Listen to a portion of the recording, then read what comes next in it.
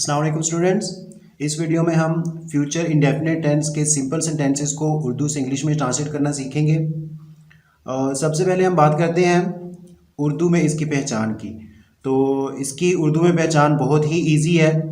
ऐसे सेंटेंसेस उर्दू में, ऐसे फ़िक्रात जिनके आखिर में गा, गी, गे इस तरह के अल्फाज आएँ, तो ये इस चीज़ की इंडिकेशन है कि ये जो सेंटेंस है या उर्दू का ये जो फ़िक्रा है ये फ्यूचर इंडेफिनिट टेंस का फ़िक्रा है।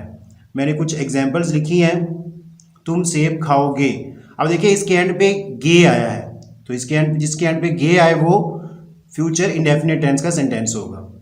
अब देखिए मैं गरीबों की मदद करूँगा, एंड पे गा आया है, तो ये भी इंडिकेशन है कि ये फ्यूचर इंडेफिनिट टेंस है। क्यों? क्योंकि हमने ये पढ़ा है। इसी तरह ये फ़िक्रा भी है और ये फ़िक्रा भी है।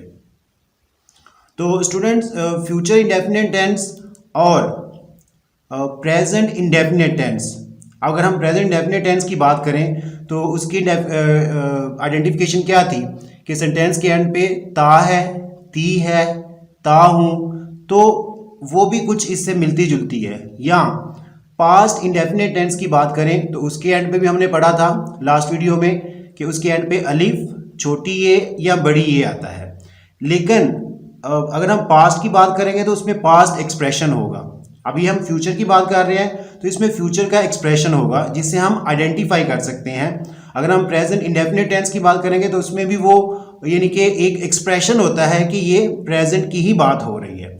तो इसके हम सेंटेंस स्ट्रक्चर की तरफ मूव करेंगे। इसका सेंटेंस स्ट्रक्चर बहुत ही ईजी है। सबसे पहले सब्जेक्ट आएगा, उसके बाद हेल्पिंग वर्ब। इसमें दो हेल्पिंग वर्ब इस्तेमाल होते हैं, विल और शैल, और वर्ब की फर्स्ट फॉर्म आती है और ऑब्जेक्ट। ये आपने याद रखना है कि फ्यूचर इंडेफिनिट टेंस में वर्ब की फर्स्ट फॉर्म इस्तेमाल होती है।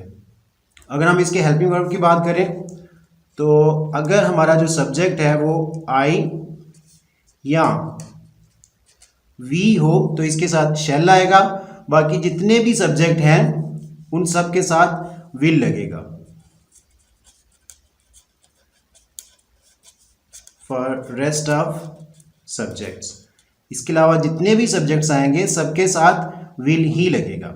अब हम इस सेंटेंस स्ट्रक्चर के अकॉर्डिंगली ये जो मैंने कुछ सेंटेंसेस लिखे हैं इनकी इंग्लिश में ट्रांसलेशन करते हैं। पहला है तुम सेब खाओगे। अब इसमें जो सब्जेक्ट है वो है यू, तो यू विल ईट एप्पल। अब देखिए यहां पे मैंने विल क्यों लगाया, क्योंकि हमने पढ़ा है कि अगर हमारा सब्जेक्ट आई या वी होगा तब ही इसके साथ शैल लगेगा, अदरवाइज विल लगेगा। तो एक और सेंटेंस है मैं गरीबों की मदद करूंगा। इसमें जो हमारा सब्जेक्ट है वो है आई, तो आई के साथ हमने क्या पढ़ा है कि उसके साथ शैल लगेगा, विल नहीं लगेगा, शैल लगेगा। तो आई शैल। अब इसमें जो मेन वर्ब है वो है टू हेल्प, तो आई शैल हेल्प द पुअर। ये भी हमारा सेंटेंस कंप्लीट हो गया। नेक्स्ट है वो piano बजाएगी।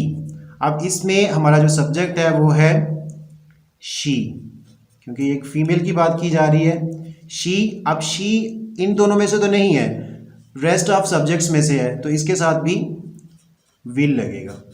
She will play piano. Last sentence है अली मैच खेलेगा। अब देखिए अली जो है इन दोनों में से तो सब्जेक्ट नहीं है, यानी कि ये कोई और ही सब्जेक्ट है, तो डेफिनेटली जो for rest of the subjects हैं उनमें से है कोई, तो इसके साथ भी विल ही लगेगा। Ali will play the match. तो स्टूडेंट्स ये था फ्यूचर इंडेफिनिट टेंस के सिंपल सेंटेंसेस के मुताबिक, यानी कि उसमें हमने इसकी आइडेंटिफिकेशन पढ़ी है, सेंटेंस स्ट्रक्चर के बारे में पढ़ा है और हेल्पिंग वर्ब के बारे में हमने पढ़ा है। नेक्स्ट वीडियो में हम फ्यूचर इंडेफिनिट टेंस के नेगेटिव और इंटरोगेटिव सेंटेंसेस के बारे में पढ़ेंगे और उनके बारे में हम अच्छे तरीके से सीखेंगे कि उनकी हम उर्दू से इंग्लिश में ट्रांसलेशन कैसे कर सकते हैं। Thanks for watching the video.